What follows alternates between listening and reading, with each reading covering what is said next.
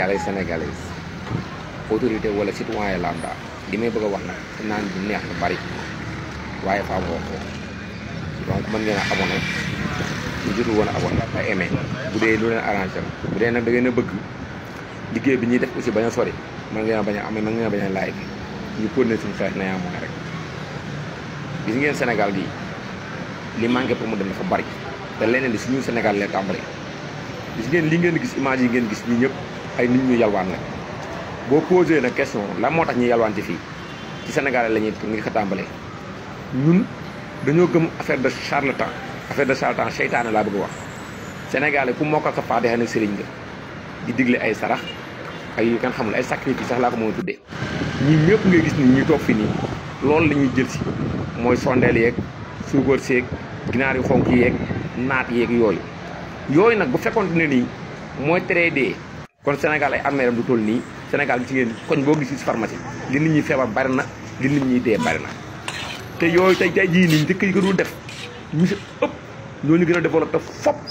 kon ça veut dire que solution bi yaakaar ne affaire de charlatan yi dañuy nax suñu bopp te ñii nga gis nii ñi ne étranger moom la ñu fi jël si parce que sénégalais loolu la ñu gëm te bu doon luy dëgg kon tey jii nii Sénégal du jël 169e dëkk di gën a pauvre ci àdduna bi tey jii nii 24 pays la raw kon bu doon loo xamante ne la luy tax ne ci kanam la kon tey jii kon nekk nañ ci kanam waaye daanaka ko boo ko xoolee luy delloo nit ginnaaw la léegi nag li ma bëgg a wax mooy suñu autorité yi muy nguur yi fi mës a jàll depuis 1960 benn constat laa def mooy dañoo bëgg bureau trop te gis nga lii ma leen di wan nii affaire de terrain la nit ñi faaw ngeen génn bureau climatisé yi ñeme terrain bi